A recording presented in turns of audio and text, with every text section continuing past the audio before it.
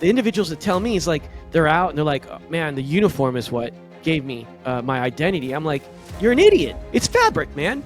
That's all it is. It's fabric. Well, do you remember the times when, we had the stack and, we're kicking down the doors, man, guns are blazing, and we're capture kill missions? I'm like, bro, that's a chapter in your life. It's like almost like me talking about high school when I was undefeated in the mile, going to the state championships. Like, do you remember that day I was racing Martin Field? Let me tell you something, bro. We've got chapters in our lives. And some chapters where they open and then they close. So when an individual looks at me and says, man, I'm worthless, I don't have any value anymore, I give them like a verbal slap. Boom! I'm like, boom! What's wrong with you, bro? Do you know that only 1% of Americans, only 1%, will join the military? They'll sign on the bottom line. They'll take the oath. They'll raise the right hand. Only 1%. That in itself makes you so unique. All right? So you know what I tell people? You know what I tell my veterans? Yo, the military service set you up for success to literally launch you to what you're ultimately called to do. We're in a time, let's face it, where people are just being flogged with negativity and bad news and toxicity and just elevating to hatred. And what we want for this podcast is be positive as a mantra, as an attitude, as something that we can call out in those moments where we're challenged and remind ourselves that we do have optimism, hope, and encouragement. And so we invite you in. Enjoy the Be Positive podcast and enjoy hope, optimism, and encouragement. Welcome back to Be Positive Cause. It is the epicenter of optimism, hope, and encouragement. I love the storytelling that comes out of these episodes where we can look at life and not deny that there's challenges out there or there's traumas out there or things that we're wrestling with either outwardly or inwardly, but being able to make the decision to do something positive, to make a choice of I'm going to choose to use this trauma as an asset versus a liability, and to choose to be productive versus destructive. And so we're having a conversation with Damon Friedman, the founder of Shield of Faith Missions, and with Lance Cummings, the 30-year veteran. 30 years, 3 decades you survived. I still wag my head back and forth going, how did you do that? You make it sound so long. Well, 3 decades as a SEAL. You've earned the right for me to make it sound like it's long. It's unbelievable. But we're talking about these directions that we have to turn. And in our last episode, we looked at looking upward and looking inward and looking outward in terms of the people that we can surround ourselves with. Like you did in the SEAL community, you chose these elite individuals to surround yourself with to get through whatever situation that you were assigned to.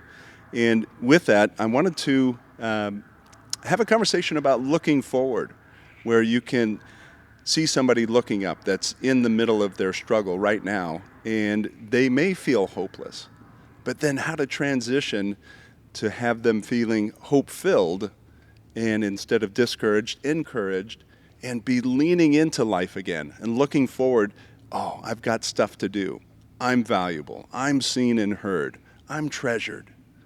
And so, Damon, when you hear those words and look at your audience in terms of military members that are struggling to find their why, and they do through your program, and then they come out just firing on all cylinders, talk about looking forward. How do you re-inject that? Yeah, so we are going to talk about who we surround ourselves, right? Because that part's pretty important, all right? Because the people that we surround ourselves with, actually, they either deter or help propel you forward, right? So for me, the way that I kind of counsel, mentor, and just kind of journey with people who've gone through these challenges, saying, all right, let's do something. Let's do something, and let's move forward, all right?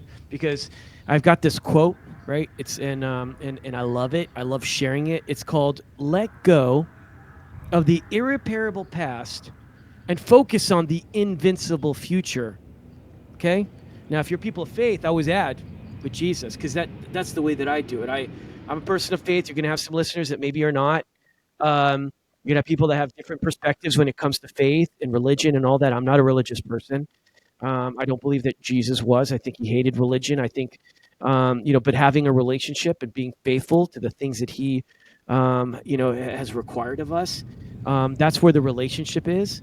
And so for me, I'm trying to figure out, okay, we've already discussed this earlier on, and now I'm going to capitalize on it, right? It's like, okay, what's my purpose in life? A lot of people don't realize this. For example, we've got our brother here. He's a 30-year Navy SEAL. By the way, I salute you. 3 decades. You're a gluttony for punishment. Back All at right. you. Okay. Gluttony for Um, punishment. and the bottom line is that you know, what do you do when you get out of the SEAL community? Because now they're no longer there. I mean, that's the bottom line. We lived in an institution. It was structured, right? And they gave us a mission, right? But what happens when you are no longer a part of that paradigm? When you're no longer part, of that organization, right? People have an identity crisis, all right? And so I have to kind of take a step back with them and say, listen to me, my friend. My purpose have always been the same. There really is. I like to kind of parse it all. You got purpose, right? This is why you were born on this earth. Okay? This is why you were born on this earth. Okay? And this is the mission. The mission is not the same as purpose. A mission is just a chapter in your life. This is a mission. We get follow-on missions all the time, in the military all the time. Hey, this is your new mission. It's humanitarian. Here's your new mission. There's an extreme terrorist out there. We got to go and take that person out. Here's a new mission, disruption operations. Here's a new mission. We got to protect this fire base. Or here's a new mission. We got to protect this tribe. But our purpose is still the same. And a lot of people in the military and a lot of people on this earth don't know what their purpose is.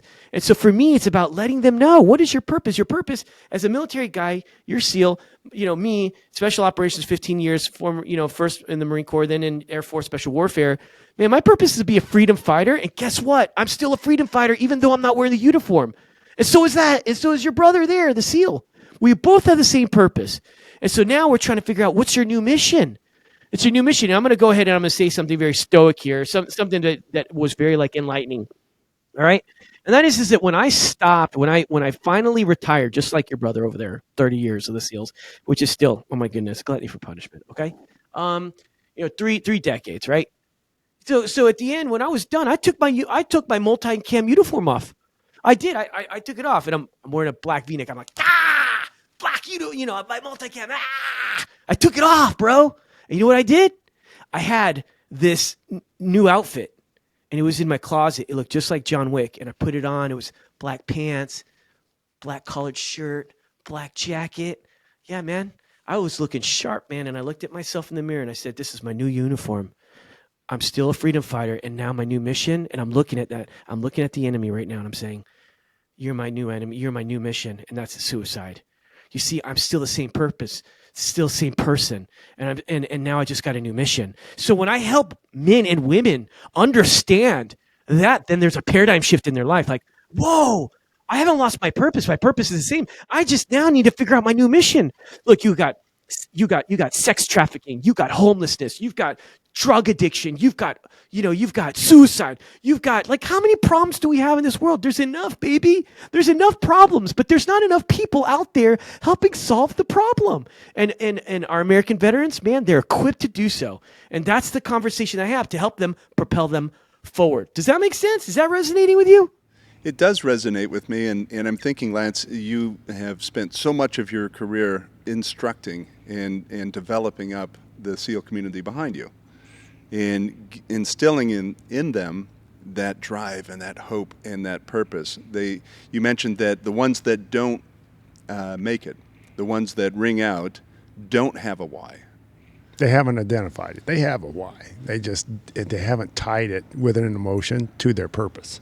So it's just like what Damon's talking about is they haven't identified their purpose and why their drive to achieve that purpose. So to Damon's point, you come out of the SEAL community. That's been your purpose. That's been your why. And now you've set down your armaments. You've set down your uniform. And you have to redirect. You have to transition back into to your civilian life, and not only for other people, but for yourself. Rediscover your why. Redefine your why. Sure. I mean, you still have a life of service, though. I mean, we all have a life of service. You just at what's the priority of your service in your life, and I think that's what we all have to identify. Is like how much service to others can I provide while I'm here on this earth? So how about the disqualifiers? Uh, People that look up to you, they're in a desperate spot. Damon, I'm asking you the same question in the context of, well, gosh, I'm nobody, or I'm no longer of value, or I'm damaged goods because of what they've gone through physically, emotionally, spiritually. How do you reestablish that value? in the people that Yeah. yeah, Well, you're first of all, dealing with. So I'm Damon, going to tell you right now, yeah. it's a lie. Were you answering? Was you want to answer that one first, brother? I Go ahead, my actually seal think that brother. You want to answer so that first? there is no you want me one to who answer? is You, of who's little first? value. There is no person who diminishes their value because either they lost their life, they lost their limbs, they lost their purpose. They are still of value. Everyone is of value. You just have to find that value. You know, I've had JTAC guys come into our platoons before, and they were 130 pounds and couldn't carry 110 pounds of weight on a 10,000 foot hump, right? And everyone's bitching about them. It's like, oh, we got to carry their water, we got to carry their radio, we got to carry their ammo. Until we get into an ambush, and then that guy is caught in orchestrating 3 planes at the same time and getting our ass out of that firefight. And all of a sudden, he's valuable, right? And then next time we go out, he's like, hey, do you want me to carry that water for you? Or I got your back, buddy. Yeah. You just have to put the person in whatever situation and find that value and let them find the value back within themselves if they've lost that. Yeah.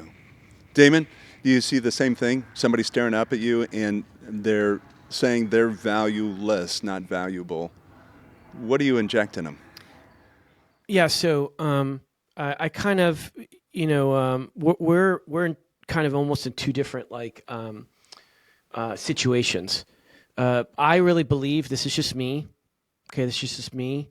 There's a small percentage of active duty when they get out, they continue to serve in the military in some capacity. A DoD contractor, that's Department of Defense, right? Or but they're just involved. They could be GS, government services. They could there's other for-profit companies that contract and do certain things to help the government.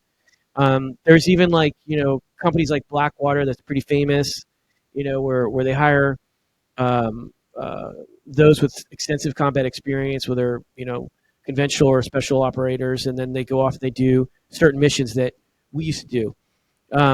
I am not interested in doing any of those things, and it's not in my heart whatsoever. There's a very small percentage of people, and I applaud those individuals. I really do. For me, when I got out, I was done. It's like the war. We've got a lot of really talented individuals, young men and women who will carry the baton. They will. And so for me, my passion was the residue.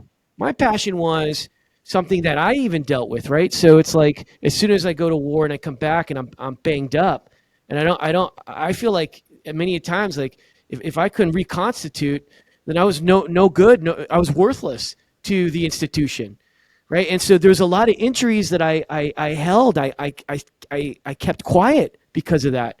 And so at the very end, I was done. DUN. And so for me, the individuals that tell me is like they're out and they're like, oh, man, the uniform is what gave me my identity. I'm like, you're an idiot. It's not true at all. It's fabric, man. That's all it is. It's fabric. Well, do you remember the times when we had the stack and we're kicking down the doors, man, guns are blazing, and we're capture kill missions? I'm like, bro, that's a chapter in your life. It's like almost like me talking about high school when I was undefeated in the mile, going to the state championships. Like, do you remember that day I was racing Martin Field? Let me tell you something, bro. We've got chapters in our lives, and some chapters where they open and then they close. So when an individual looks at me and says, "Man, I'm worthless. I don't have any value anymore," I give them like a verbal slap. Boom! I'm like, boom. What's wrong with you, bro? Do you know that only 1% of Americans, only 1%, bro, only one, will join the military? They'll sign on the bottom line. They'll take the oath. They'll raise the right hand. I'm like, only 1%, only 1%. That in itself makes you so unique. All right? So you know what I tell people? You know what I tell my veterans? Yo, the military service set you up for success to literally launch you to what you're ultimately called to do. I mean, we're talking about being an unstoppable force for good. Because you tell me the only major issues going on in the world Is extreme terrorism? No, man. We just went through it. Homelessness. Significant population of veterans are homeless. What about fentanyl? What about domestic abuse? What about when I was a kid?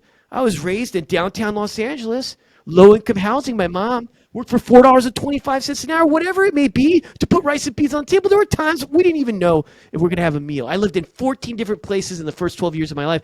Showing up to day one school, I didn't have shoes. I didn't have new shoes. I didn't have clothes. I didn't have pens and paper. What about those kids? So I'm here to tell you. And I looked at him. I go, you find your passion, bro. What keeps you up at night? What can you do to change the world for good? And it starts with one life at a time. You want me to make you feel better? Let's go. We go to the inner city and we look at all those kids that have no dads and they're going to day one. Let's do this. Let's do a fundraiser. Let's get 20 backpacks with all the pencils and papers, right? And how cool would this be? Get a gift certificate to Foot Locker, maybe $100. You give it to that kid, they're gonna lose their mind, man. You help them change and they go, there is hope. And you know what? I can do school. I got the pencil, I got the paper, I got the pen, I got the 3-ring binder. Come on, stop feeling sorry for yourself. You have value. You're part of the 1% of Americans. God has fashioned you uniquely. You are a warrior of warriors. Go find your new mission and stop feeling sorry for yourself. That's what I say, and that's what we're doing. I mean, I'm not just a person that talks the talk. I got a team that walks the walk. This is what we do. Find your new mission, man. Stop feeling sorry for yourself and start becoming, what you're called to do, and that's be an unstoppable force for good. Don't wait for tomorrow. Start today. Those are my 2 cents. I don't know. I mean, other people may have a different opinion. I think that resonates. It's just so powerful in the context of how people can reframe their self image, and instead of staring at their own circumstances and I don't have this and I lack that and I'm underachieving here, all of those negatives that can be just expelled and then reframed towards, okay, what can I do to impact somebody else? What can I do? You're in the business of that. You turn your training, and just like Damon was saying, you turn that into something that you can reformulate that. You continue to give back as a life of service. Set up the next generation for success. Why not? You're dealing with not just the SEAL community, but just now instructing individuals, people, corporations, in terms of they get to that roadblock of, I can't do this. I can't. Lance, that's enough. I can't go on. How do you stand them up? Right. I don't think you ever really find your limits. They're all self-imposed. I mean, we have unlimited potential, right? And if you look at 200 guys coming into a program where there's only 25 slots, everyone has unlimited potential. So how do you break those guys apart? It's what they bring to the table. And, have they done the homework to get themselves there? And will they be a bigger asset to the community and to their team? So that's what you have to look at. And it's like, what am I doing for myself to boost myself up? And in a corporate situation, it's very difficult to, I guess, fire someone or tell them to move on to another position or something. You have to find value in those people. And how do you do it? You put them in maybe an area of responsibility. So instead of being a complainer, now you're in charge. Now everyone's complaining to you, but what are you going to do about it? And let them see how it was when they were on the transmission side and when on the receiving side of that same situation. And that's one way you can change people around is you put them in the situation of responsibility. Yeah. Damon, you look at people that are formally diagnosed with PTSD, and they're looking at looking at it through eyes or filters of limitation in that moment. So to reframe that, you're spurring them on. You're telling them that their uniform is just fabric and doesn't define who they are. God defines who they are, and that they're chosen and treasured and valuable and cherished and seen and heard. So are those the kinds of messages that you breathe into them to put some fire in their belly again? Yeah, I've been kind of sharing this a few times on this podcast. The thing is that I'm going to insert probably the most significant research study that I've ever had in my life. That like alcoholics would say they had a moment of clarity. Okay, um, it was an epiphany. Um, there was a study from Cornell, and they went in and they studied. They did research with the dying in hospice, and thousands of people were interviewed, and they collected the information, the quantitative data, and it revealed at the very end, after analytics, right, is that most of these individuals, these were the three major findings. One, they said, I wish that I didn't work so hard so that I could just give it all away. Number two, I wish that I spent more time with the people I love and the people that love me. And three, I wish I spent more time trying to figure out who God is and my ultimate purpose. So I've been surrounded by the dying. It's just a part of the process, and just like our SEAL brother here, he understands what the last words of a dying man sound like. Okay, and they're very similar to those that are in the elderly, and they share their regrets. All right, what I'm trying to communicate with people is that you have a shot right now. All right now, and the older that you are, you're more wise than you've ever been. I'm in my 40s, and I tell everybody I'm faster, stronger, and smarter than I've ever been. All right, I'm more weaponized. I'm more lethal. I can move the needle more now than ever. Right? It's like I can. And what am I going to do with all this? With great power comes great responsibility. The time is now. You don't have tomorrow. So there's a sense of urgency, and you need to move with a sense of urgency. You need to do it now, because you just don't know how much time you have. I mean, think about it. Look at how healthy we are, right? Look at how blessed we are, and we're properly equipped. So the time to do something is now. And honestly, you want to start the healing journey? Take action. The worst part, self-destructive, is just stay stagnant and just continue to just do everything else that you've done. We talk about drinking too much. We talk about no sleep. We talk about self-medication, drugs. We talk about isolation. We talk about darkness and just staying in it and willowing in it. It's like a cistern, right? A cistern where you're just stuck in it. Well, the God of the universe is throwing down that rope and saying, I'm willing to take you out of this, man. But the reality is that with great power comes great responsibility. So let's take action and start moving forward. And that's just what I tell people. You have to make sure that you connect and you relate to them, that they understand, that you understand their darkness, and that more importantly, that you've been down this path, and that if I can do what I'm doing right now at SOF Missions, anybody can do it too. And every day we're saving one life at a time through suicide prevention programs, providing free high-end medical care to all of our veterans, and now law enforcement officers in all 50 states, predominantly in Florida. That's prophetic in the context. I pause there only to think of when I'm staring into somebody's eyes and they're in that moment of desperation, and equipping them, injecting into them what you talk about in terms of linking arms with people that are like-minded, that have that single purpose, that have mission and vision to move forward and be of impact. And what you're doing with SOF Missions, same thing. You're injecting into them that sense of optimism, hope, and encouragement that you have a purpose regardless. And so I think those are wise words in terms of how do you move forward and not isolating and taking action so that you're not just withering in this dark spot is the key to it. And so valuable lessons, valuable input. Lance Cummings, appreciate you joining us. Damon Friedman, SOF Missions, insightful words. I'm so inspired by your passion and the BePositive cause, continuing to extend those messages where people can look forward with enthusiasm and optimism and with absolute hope that I've got purpose and value in this world. Appreciate you both joining us at BePositive Cause. Thanks for joining us on the BePositive podcast. You can find us at YouTube, Spotify, Apple, on social media at BePositive Cause, or at our website, bepositive.life. This is the home of optimism, hope, and encouragement. We invite you to join us and become an ambassador of optimism.